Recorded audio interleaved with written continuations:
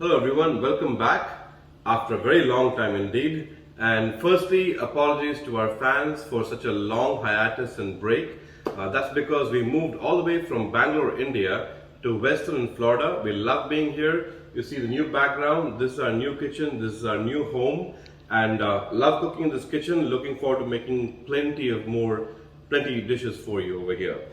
So today I'm going to be making a dish that is actually a Chinese inspired Indian dish, so you can call it Indo-Chinese, and it's called Gobi Manchurian.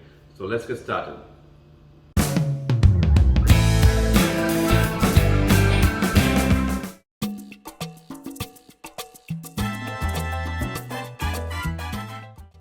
So step one for a good Manchurian, a Gobi Manchurian specifically, and Gobi, by the way, is cauliflower. So what we do is we have some cauliflower florets that I've cut up into about bite size. You don't want them too large or too small. If they're too large, they're not going to cook through, and if they're too small, then they cook too fast, right? So what I want to do is I'm going to put this in hot water. So behind me, as you can see, I have a pot. You see the steam coming out? It's off right now, and this hot salted water will drop in there for 2 to 3 minutes, no more. We don't want to cook these through, just blanch them a little more than you would blanch green vegetables. So 2 minutes in hot water, okay?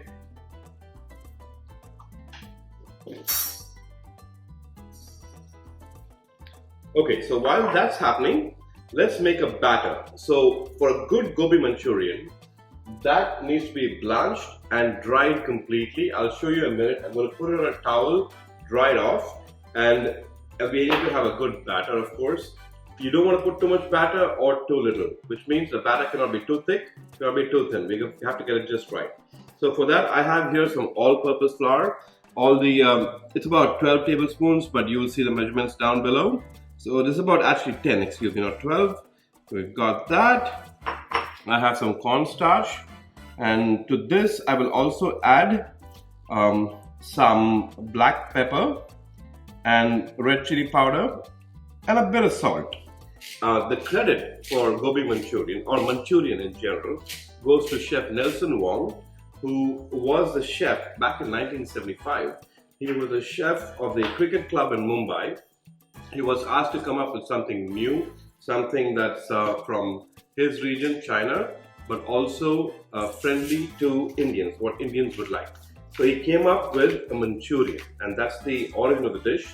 It's essentially got a lot of Chinese spices, but a few Indian spices as well. So I've got salt and pepper, and that's the Indian part. We put some red chili powder in there. Maybe about a half a teaspoon should do it. We don't want to do too much.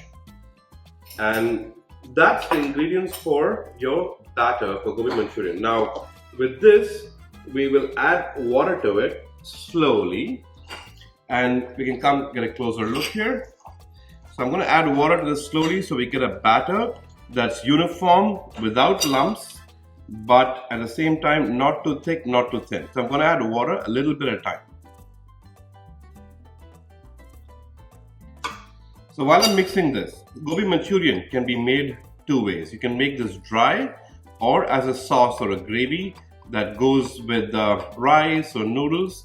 You know, if it's dry, obviously you can have that as a snack or a starter. It goes great with drinks, and with a sauce, it's perfect as a meal as well.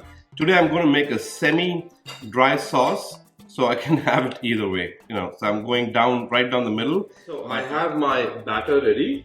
And you can see from the consistency, it's a nice, thick, smooth consistency. It's not too thin and not too thick. You don't want pakoras, because that's what you'll get. It's too thick. And if it's too thin, it will not adhere to the gobi. Now, here's the gobi. What I've done, the cauliflower, I have taken them out after blanching them for 2 to 3 minutes. So they're semi-cooked and in salt water, of course, and put them on a towel to dry. We'll let this rest for about 10 minutes. And what you want to do is you can also take a dry paper towel and pat them on top, because you definitely want this completely dry. If not, the gobi will not be as crispy. So we'll do that. In fact, I'm just going to leave this on and let that dry out, and we'll move over to the sauce component of this dish. And for that, we have a few ingredients over here. I'm going to add, first let me add my chili powder. And you can, ignore this and leave it out if you don't want, because that just makes it spicier. A Gobi Manchurian, a good one, should be spicy, sour, and a little sweet as well. So I'm going to put about half a teaspoon of red chili powder. I have some just basic tomato ketchup. Use your favorite brand and drop that in there. That's going to be about 2 tablespoons worth. And then I have a chili sauce. You could use any chili sauce that you have. I'm using, this is a chili garlic sauce that I have, and that just works fine. And then I want to add some honey for my sweet component. Soy sauce, of course. Almost any Chinese dish that I know has soy sauce in it. I haven't seen one without. And if you have, please comment below and let me know which one, because I've most likely missed it. Also in the comments below, I'd love to hear from everyone whether you like it dry or with a sauce. What's your favorite version of Gobi Manchurian? Then we have some vinegar. I'm just using plain old white vinegar. That works for this recipe. You don't need Shaoxing vinegar or wine. You don't need mirin, just regular white vinegar. About 2 tablespoons of that as well. That should do it.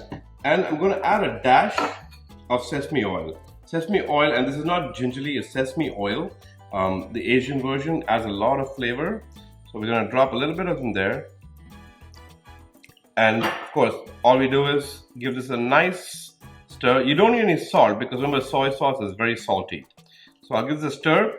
Now, what you can do is, if you like the darker color, you'll see Gobi Manchurian sometimes is red from food coloring, and sometimes it's dark. And the darkness comes from using dark soy sauce. I'm using low sodium soy sauce just to keep it a bit healthy, but the choice is really yours. So we've got our basic prep done. Okay, let's get to the cooking process. The prep's done, and for that I have my gobi that's nice and dry. I want to check it to make sure there's no moisture in it, and I'm going to dip it in my batter. My oil, I have oil here enough for deep frying, and it's on medium heat. You don't want it on high heat. So I will put my cauliflower, and we're going to do these one by one, right? There's no hurry. So I'm going to take them, shake off any excess batter, you can see them dripping, and drop it in my hot oil. And you can see it's sizzling, but it's not too hot, so that's going to brown off nicely. I'm just going to do the rest of them, get them nice and golden brown. Should take about 3 to 4 minutes per batch, and when we're done, we'll come back to finish the dish off. Hear that sound, guys. Can you hear that? It's a nice crispy sound. It's golden, brown, and absolutely crisp. That's exactly how we want it. So I'm very, very happy with that. I have some oil, a little bit of oil in the same wok. Now, most of Chinese cooking is done on very high heat, so that's going to be hot, so we have to move quickly. So what I'll do in my hot oil, first I'll add my ginger and garlic, and you see it's already sizzling.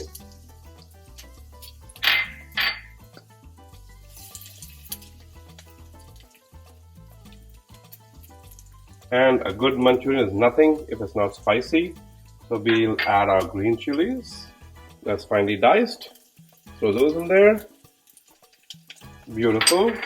And this won't take long. You can see they're already browning. If you look at most Chinese dishes, you can see the whiteness of the garlic. That's because they don't let them brown. That's done. I have some spring onion whites, and I also have the greens, but we're going to use that later. So toss those in there.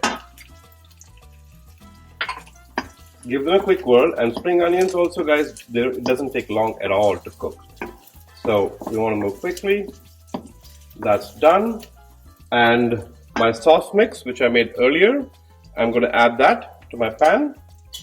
Now this is thick enough, so I don't need to let it thin much, because like I said, I'm making a semi-dry consistency today.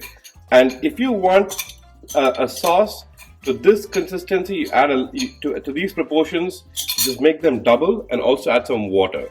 If it's too thin, all you have to do is put a cornstarch slurry to thicken the sauce up, and you get a nice Manchurian sauce. So just give that a quick toss. Look at the color, it's absolutely gorgeous. And finally, I'll add just about half a teaspoon of black pepper powder in there. You can add white pepper powder. All I want is this to come to a boil, which it already has. Turn our heat off, and we're going to move it off heat so it doesn't cook anymore. I just want a hot sauce. And the reason I do that is because I'm going to add my cauliflower. When I do, I don't want that to cook because my cauliflower is going to get soggy. So at this point, you want to just add your cauliflower and move very quickly because we want to serve it hot, crisp, and fresh. So let's do that. Here's my cauliflower. I'm going to toss it in there. And now gently toss them. You don't want to break them up. It's unlikely they'll break. But even so, gentle tosses is all you need. You don't need to poke through it. After the quick tossing and furious cooking, I've taken out my beautiful Gobi Manchurian and in a little dish to serve. That's still crisp and it's hot. The last thing we're going to do is garnish it with some fresh green spring onion. I used the white part earlier. We add this on and that's it. You have the perfect Gobi Manchurian. Indo-Chinese food, street food at your doorstep. Easy to make. Hope you enjoyed this video. Thank you for watching and I'll see you soon.